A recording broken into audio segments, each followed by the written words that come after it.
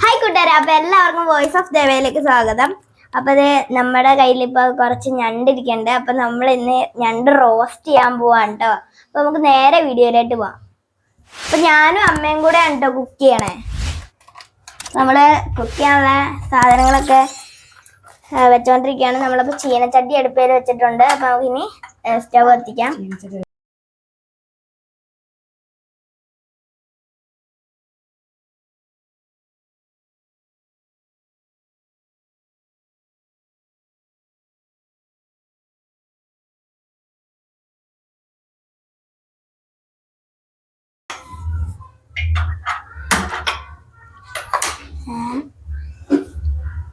അപ്പൊ അതെ നമ്മുടെ ചട്ടി ചൂടായി വന്നിട്ടുണ്ട്. പിന്നെ നമുക്ക് ഇതിലേക്ക് എണ്ണ ഒഴിച്ചു കൊടുക്കാം.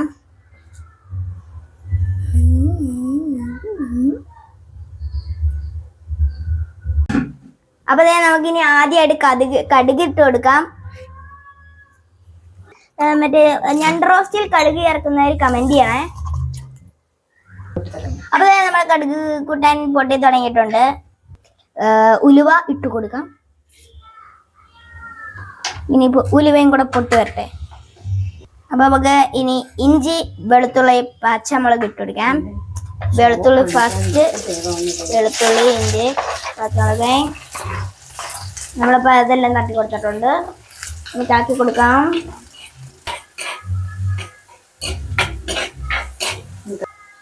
അയ്യോ, കറിവേപ്പൊന്നും ഇപ്പൊ പണ്ടത്തെ പോലെ അല്ലേ, ഭയങ്കര ശക്തിയാ. ഇഞ്ചിയും വെളുത്തുള്ളിയും ഒന്ന് ചതച്ചിടുവാണെങ്കിൽ ഒരു പ്രത്യേക ടേസ്റ്റ് ആട്ടോ. ഞാനൊന്ന് ചെറുതായിട്ട് ചതച്ചിട്ടുണ്ട് വെളുത്തുള്ളി. ഞാൻ കാര്യം ചെയ്യട്ടെ, ഇത് ഇനി എന്തിനാ മൂക്കണേ? മൂത്ത പച്ചമുളക് തന്നെയല്ലേ എടുത്ത്. പക്കമുളക് ഒരു ഷോയ്ക്ക് വേണ്ടി ഇട്ട് കൊടുക്കാം. അതുകൂടെ കിടക്കട്ടെ.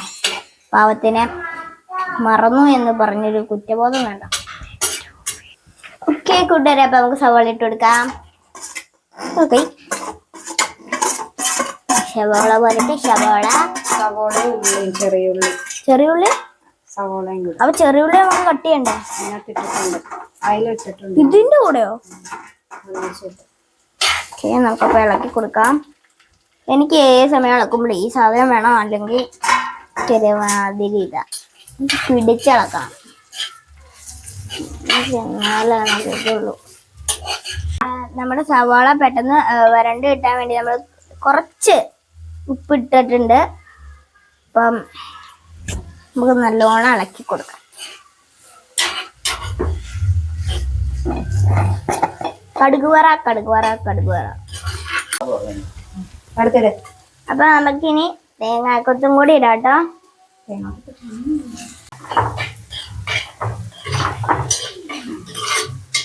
പൊടികളൊക്കെ ചേർത്തെടുക്കാം. അപ്പൊ ആദ്യം തന്നെ നമുക്ക് മഞ്ഞൾപ്പൊടി ഇട്ട് കൊടുക്കാം. ഓക്കെ, അടുത്തതായിട്ട് നമുക്കിനി മുളക് പൊടി,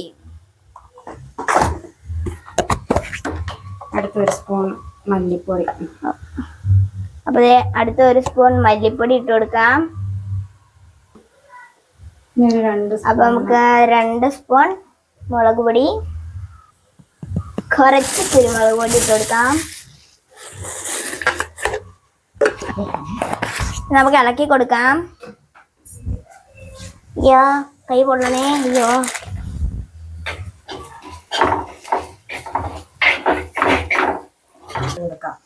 പൊടിയുടെ ഒക്കെ പച്ചമണം മാറിയിട്ടുണ്ട്. ഇനി നമുക്ക് ഞണ്ട് ഇട്ട് കൊടുക്കാം കേട്ടോ.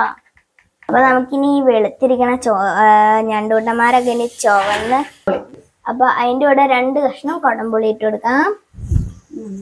അപ്പൊ നമുക്ക് മിക്സ് ചെയ്ത് കൊടുക്കാം കേട്ടോ. ആദ്യം നമ്മൾ വെള്ളം ഒഴിക്കണില്ല. ആദ്യം നമ്മൾ വെള്ളം ഒഴിക്കാത്ത ഞണ്ടിന് ഇച്ചിരി വെള്ളം ഇറങ്ങും. അത് കാരണം ഒന്ന് മിക്സ് ചെയ്ത് കൊടുത്തിട്ട് അടച്ചു വെക്കണം.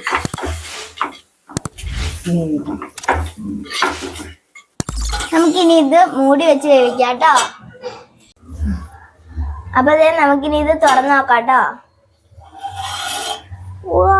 അപ്പൊ നമ്മുടെ ഞണ്ടൂട്ടന്മാരൊക്കെ വെന്ത് വന്നിട്ടുണ്ട്.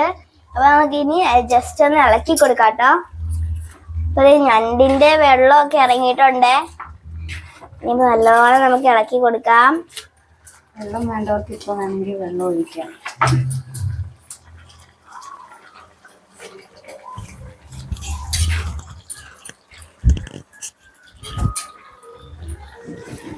ഒന്നുകൂടി ഒന്ന് തിളച്ചിട്ട് നമ്മൾ തക്കാളി ഇടാനായിട്ട് നമ്മൾ മറന്നു പോയിട്ടുണ്ടായിരുന്നു.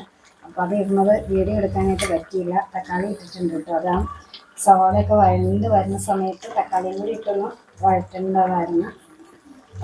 അത് മിസ്സായിപ്പോയി. അപ്പോൾ നമുക്കിനി ഒന്നോടെ ഒരു ഇച്ചിരി ഒരു 5 മിനിറ്റ് വരെ ഒന്ന് മൂടി വെച്ച് ഒന്ന് വഴറ്റിച്ചെടുക്കാം. അപ്പൊ നമുക്ക് ഇത് ഒന്നുകൂടെ ഓപ്പൺ ചെയ്ത് നോക്കാം കേട്ടോ. അപ്പൊ ഇനി നമുക്ക് ഇതിലേക്ക് നമുക്ക് ജസ്റ്റ് ഒന്ന് ഇളക്കി കൊടുക്കാം.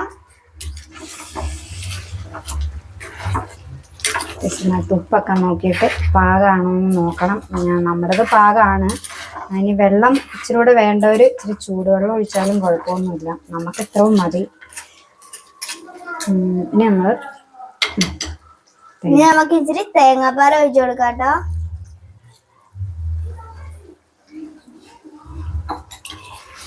ഇതൊന്ന് ഇളക്കാം. തേങ്ങാപ്പാൽ സ്കിപ്പ് ചെയ്യേണ്ടവർക്ക് സ്കിപ്പ് ചെയ്യാം. ഇതും കൂടെ ഒഴിക്കുമ്പോൾ ഒരു പ്രത്യേക ടേസ്റ്റ് ഉണ്ട്.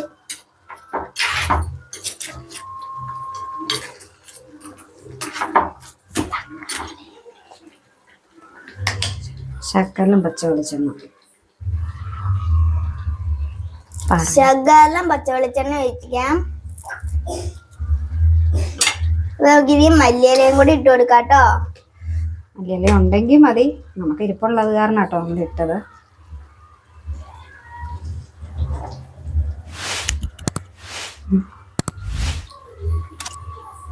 അപ്പൊ നമുക്ക് തക്കാളി ഇട്ട് കൊടുക്കാം കേട്ടോ. ലാസ്റ്റ് ഒന്ന് ഒത്തിരി വേവ് വേണ്ട തക്കാളിക്ക്, ഒന്ന് കടിക്കാൻ വേണ്ടിയിട്ട് മാത്രം. ഇതെല്ലാം കൂടെ കൂടി ഒന്ന് യോജിപ്പിച്ചിട്ട് ഒരു 2 മിനിറ്റ് കുഞ്ഞ് തീയിൽ വേണമെന്നില്ല, വേണം ഓഫ് ചെയ്യാം. നമുക്ക് ഒന്ന് അടച്ചു വെച്ച് ഒന്നുകൂടെ ഒന്ന് ആവി കയറ്റാം. ആ തേങ്ങാപ്പാലും എല്ലാം അതിലേക്കൊന്ന് പിടിക്കാൻ വേണ്ടി.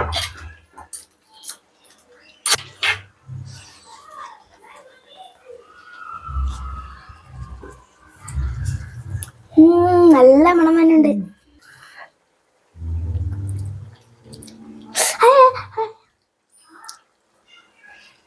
എരിവുണ്ട്, ഇച്ചിരി കൂടുതലാണ്. ഞണ്ടിനല്ലേലും ഇച്ചിരി എരിവ് കൂടുതൽ നിൽക്കണം. ഞണ്ടിൻ്റെ മീറ്റിനല്ലേലും ഇത്തിരി എരിവ് എന്താ പറയാ, മധുരം കൂടുതലാണ്. അതുകൊണ്ട് ഇച്ചിരി എരിവ് മാത്രമോ. അപ്പൊ ഞണ്ടിന്റെ കൂടെ കഴിക്കാൻ വേണ്ടി നമ്മള് കപ്പയും കൂടെ പുഴുങ്ങുന്നുണ്ട് കേട്ടോ. അപ്പൊ ഇനി നമ്മള് ഞണ്ട് വാങ്ങി വെച്ചു. ആ സ്റ്റൗവിലേക്ക് നമ്മൾ കപ്പയും വെച്ചു.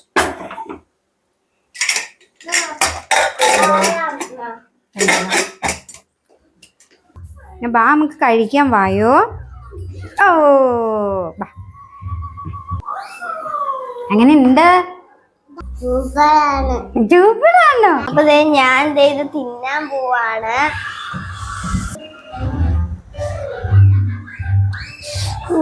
എന്നാ ചൂടാ.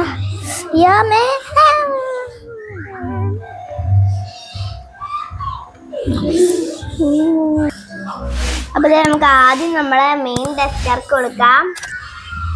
അവിടെ നോക്കിയിട്ട് എങ്ങനെയുണ്ടെന്ന് പറയാം.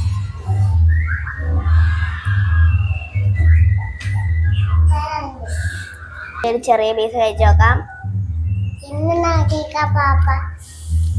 കൊള്ളാം. മീറ്റിലേട്ട് എരിവൊക്കെ പിടിച്ചിട്ടേ ഒരു പ്രത്യേക ടേസ്റ്റ്. ഇപ്പൊ ഞങ്ങളെ ഇത് മൊത്തം കഴിച്ചു വെക്കട്ടെ. നിങ്ങൾക്ക് ഞണ്ട് കിട്ടുമ്പോഴൊക്കെ നിങ്ങൾ ഇതേപോലെ ഒന്ന് ചെയ്ത് നോക്കുക. നല്ല ടേസ്റ്റ് ആണ്.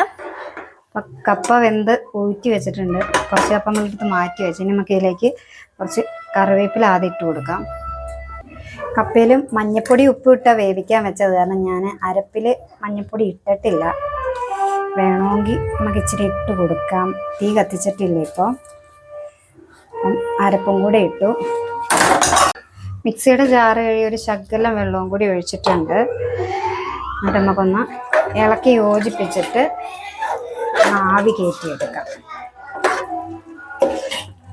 സമയം ഇച്ചിരി മഞ്ഞൾപ്പൊടിയും കൂടെ വേണമെങ്കിൽ ചേർക്കാം, ആവശ്യമുള്ളത്.